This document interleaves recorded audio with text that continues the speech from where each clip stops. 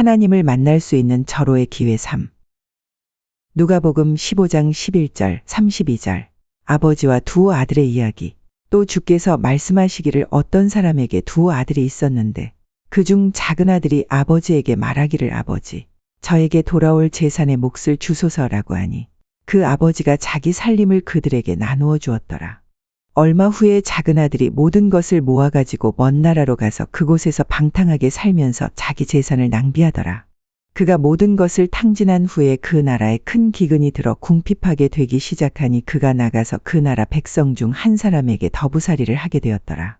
그 주인이 그를 자기 농지로 보내어 돼지를 치게 한지라. 그가 돼지가 먹는 곡식 껍질로 배를 채우고자 하였으나 그에게 주는 사람은 아무도 없더라. 그때 그가 자신을 돌아보고 말하기를 내 아버지의 많은 품꾼들은 먹을 것이 풍족하고도 남는도다. 그런데 나는 굶어 죽어가는도다. 이제 내가 일어나서 내 아버지께로 가리라. 그리고 이렇게 말하리니 아버지여, 내가 하늘을 거역하여 아버지 앞에 죄를 지었나이다.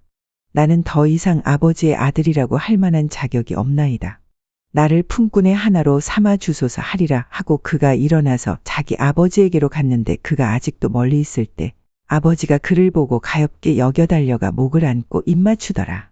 그때 그 아들이 아버지에게 말하기를 아버지여, 내가 하늘을 거역하여 아버지 앞에 죄를 지었나이다. 나는 더 이상 아들이라고 할 만한 자격이 없나이다라고 하더라. 그러나 그 아버지가 자기 종들에게 말하기를 가장 좋은 옷을 가져다가 그에게 입히고 손에 가락지를 끼우고 발에 신을 신기라. 그리고 살진 송아지를 이리로 끌어내어 잡아서 먹고 즐기자. 이는 내 아들이 죽었다가 다시 살아났으며 또 잃어버렸다가 찾았음이라고 하니 그들이 즐거워하더라. 그때 큰아들은 들에 있었는데 그가 집 가까이 왔을 때 노래와 춤추는 소리를 듣고 종 하나를 불러서 이것이 무슨 일인지 묻더라. 종이 그에게 말하기를 당신의 동생이 돌아와서 당신의 아버지께서 살진 송아지를 잡았나이다. 이는 아버지께서 무사하고 건강하게 돌아온 그를 환영하기 위해서니이다 라고 하니 그가 화가 나서 들어가기도 싫어하더라. 그러자 그의 아버지가 나가서 그에게 권하더라. 그가 자기 아버지께 대답하여 말하기를 보소서. 수년 동안 내가 아버지를 섬기고 어느 때에도 명령을 거역하지 아니하였으나 내 친구들과 함께 즐기라고 나에게 염소 새끼 한 마리도 주시지 않았나이다. 그러나 아버지의 살림을 창녀들과 더불어 탕진해버린 그 아들이 돌아오자마자 그를 위해서는 살찐 송아지를 잡아주셨나이다 라고 하자 아버지가 그 아들에게 말하기를 아들아, 너는 항상 나와 함께 있고 또 내가 가진 모든 것이 내 것이지만 너의 이 동생은 죽었다가 다시 살아났고 잃어버렸다가 찾았기에 우리가 즐기고 기뻐하는 것이 당연하니라고 하더라고 하시니라. 큰아들과 작은아들은 서로 각자의 성향이 완전히 다른 사람이다. 큰아들은 아버지의 말씀과 뜻에 무조건 순종하면서 아버지의 명령에 복종하였다. 반면에 작은아들은 아버지의 말씀과 뜻에 전혀 순종하지 않으면서 아버지의 명령에 거역하고 오직 자신의 생각과 뜻에 따라 행동하였다. 작은아들은 아버지께 자신에게 돌아올 몫을 받을 때가 아님에도 불구하고 미리 청구하였다. 이에 아버지는 자기 살림을 그들에게 나누어 주었다. 자기 몫을 받은 작은아들은 모든 것을 모아가지고 먼 나라로 가서 방탕하게 생활하면서 재산을 낭비하면서 살았다. 그리고 결국 모든 것을 탕진하고 돼지치는 존재로 전락하고 말았다. 돼지치는 존재로 전락한 작은아들은 너무나 배가 고픈 나머지 돼지가 먹는 곡식 껍질로 배를 채우고자 했지만 그에게 주는 사람이 아무도 없었다. 작은아들은 아버지께 받은 모든 것을 탕진하였고 이제는 돼지보다 못한 존재가 되어버렸으며 아무도 그에게 도움을 주는 사람은 없었다. 작은아들은 돼지를 치고 있지만 돼지보다 못한 존재가 되었고 돼지도 곡식 껍질을 먹을 수 있는데 자신은 돼지가 먹는 곡식 껍질조차도 먹을 수 없는 존재가 되어버렸다. 작은아들은 실로 비참하고 처절하며 완전히 불행한 상황에 처하게 된 것이다. 아주 가벼운 불행이 찾아왔을 때에는 누군가의 도움을 받을 수도 있겠지만 일생일대 아주 심각한 불행이 찾아왔을 때에는 누군가 나를 도와주는 사람은 없다. 그리고 이러한 때에 자기 자신을 되돌아보게 되고 자신이 처한 상황을 객관적으로 직시할 수 있게 된다. 작은아들처럼 모든 것이 풍족할 때에는 방탕하고 낭비하면서 자신을 되돌아보지 않고 자신이 처한 상황을 자기 스스로 주관적으로 판단하면서 살아간다. 작은아들이 굶어 죽어가는 상황까지 도달하게 된 것은 오로지 작은아들 자신의 주관적인 판단에 의해서 만들어진 것이다. 절대 아버지가 작은 아들이 굶어 죽어가는 상황을 만든 것이 아니라는 것이다. 이와 같이 현실을 살아가고 있는 우리 사람들도 마치 작은 아들과 같은 삶을 살아가고 있는 것은 아닌가. 아마도 맞을 것이다. 대부분의 사람들은 자신의 주관적인 생각, 자신의 주관적인 판단, 자신의 주관적인 뜻대로 인생을 살아가고 있는 것이 맞다. 내가 방탕하지 않고 낭비하지 않으며 창녀들과 더불어 쾌락을 즐기지 않는다고 하더라도 내가 나의 주관적인 뜻대로 나의 인생을 살아가고 있다면 여기서 말하는 작은 아들의 모습과 크게 다르지 않다는 것을 알아야 한다. 지금 나는 과연 하늘의 아버지의 뜻에 따라서 살아가고 있는가? 지금 나는 하늘의 아버지의 뜻에 따라서 순종하며 살아가고 있는가? 지금 나는 하늘의 아버지의 뜻을 알고 있는가? 이러한 질문을 내가 나에게 솔직하게 던졌을 때 즉시 나는 아주 분명하게 아무런 망설임도 없이 답변할 수 있어야 한다. 작은 아들의 이야기는 방탕하고 낭비하고 창녀와 더불어서 쾌락을 즐겼기 때문에 이러한 행위를 하지 않은 나는 작은 아들과는 전혀 닮지 않았다고 자만하면 안 되는 것이다. 여기서 말하는 핵심은 작은 아들이 행한 행위에 있는 것이 아니라는 것이다.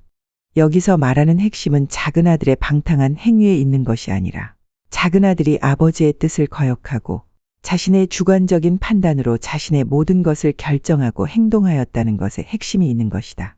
이러한 관점에서 바라볼 때 현실을 살아가고 있는 우리 사람들은 작은 아들과 별로 다를 바가 없다는 것이다. 하늘의 아버지의 말씀과 뜻에 따라 순종하고 복종하면서 살아가는 것이 아니고 자기 자신의 주관적인 생각과 판단으로 모든 것을 결정하면서 살아가고 있는 작은 아들과 같은 사람들이 바로 지금을 살아가고 있는 모든 사람들인 것이다. 불행은 절대 하늘에 계신 아버지께서 만들어주신 것이 아니다. 불행은 내가 자초해서 생기는 것일 수도 있고 내 조상의 문제가 있어서 생길 수도 있고 내 부모나 형제에 의해서 생길 수도 있고 내 친구로 인해서 생길 수도 있고 내 가족에 의해서 생길 수도 있고 아담과 하와에 의해서 생길 수도 있다. 이것이 바로 하늘에 계신 아버지께 대한 우리 사람의 원죄의 개념인 것이다. 현실을 살아가면서 인간이 만든 형법에 어긋나지 않게 살아가고 있다고 해서 영적인 죄를 짓지 않고 살아가는 것은 아니다. 비록 사소한 경범죄도 저지르지 않고 살아가고 있다고 해도 내가 자각하지 못하는 수많은 영적인 죄를 범하지 않고 살아가고 있는 것은 아니다. 기억나지는 않지만 내가 5년 전에 악의 씨앗을 심었을 수도 있고 기억나지는 않지만 내가 10년 전에 악의 씨앗을 심었을 수도 있고 내가 아닌 내 조상이 옛날에 악의 씨앗을 심었을 수도 있고 내가 아닌 내 부모와 형제가 악의 씨앗을 심었을 수도 있고 내가 아닌 내 친구가 악의 씨앗을 심었을 수도 있고 내가 아닌 내 가족이 악의 씨앗을 심었을 수도 있고 내가 아닌 아담과 하와가 악의 씨앗을 심었을 수도 있다. 이와 같이 기억이 나든지 아니면 나지 않든지 간에 불행의 씨앗은 언제 어디서든지 나도 모르게 심어질 수 있다는 것이다. 불행의 씨앗은 너무나 광대하여 그 원인을 찾기가 거의 불가능하다. 그렇기 때문에 우리 사람은 하늘에 계신 아버지께 회개를 해야 하는 것이다. 이것이 바로 회개의 진리인 것이다. 그때 그가 자신을 돌아보고 말하기를 내 아버지의 많은 품꾼들은 먹을 것이 풍족하고도 남는도다. 그런데 나는 굶어 죽어가는도다. 작은 아들은 돼지가 먹는 곡식 껍질도 먹지 못하는 매우 심각한 불행 속에서 자기 자신을 돌아보며 깨달음을 얻게 된다. 자기 자신을 돌아본다는 것은 아버지의 뜻을 거역하여 자신의 주관적인 생각과 판단으로 모든 것이 잘못되었다는 것을 깨닫는 것을 말하는 것이다. 그리고 아버지의 많은 품꾼들은 먹을 것이 풍족하고도 남는데 자신은 돼지가 먹는 곡식 껍질도 먹을 수 없는 지경에 이르렀다는 것에 너무나 고통스러워한다. 이러한 심각하게 불행한 상황 속에서 작은 아들은 굶어 죽어가고 있다는 좌절과 절망 속으로 빠져들어간다. 그러나 작은 아들은 굶어 죽어가고 있는 좌절 속에서도 각성하여 용기 내어 외친다. 이제 내가 일어나서 내 아버지께로 가리라. 나에게 일생일대에 아주 심각한 불행이 찾아왔더라도 절대 좌절하거나 절망하지 말고 작은 아들처럼 용기 내어 일어나서 외쳐야 하는 것이다. 누구나 인생을 살아가면서 아주 심각한 불행이 찾아올 수 있다. 그렇기 때문에 불행이 찾아온 지금은 너무나 힘들고 고통스럽게 느껴지겠지만 이 세상에는 나 혼자만 있는 것이 아니라 항상 하늘에 계신 우리 아버지께서 계신다는 것을 잊지 말아야 하는 것이다. 하늘에 계신 여호와 하나님께서는 나의 머리카락 하나까지도 모두 알고 계시는 분이시고 지금 나에게 마귀의 장난인 심각한 불행이 찾아왔다는 것 또한 모두 알고 계신다. 그러나 하나님께서는 우리 사람에게 천부인권인 자유의지를 주셨고 우리 사람에게 주신 자유의지를 하나님께서는 빼앗지 않으시기에 우리 사람들의 자유의지를 지켜보고 계신다.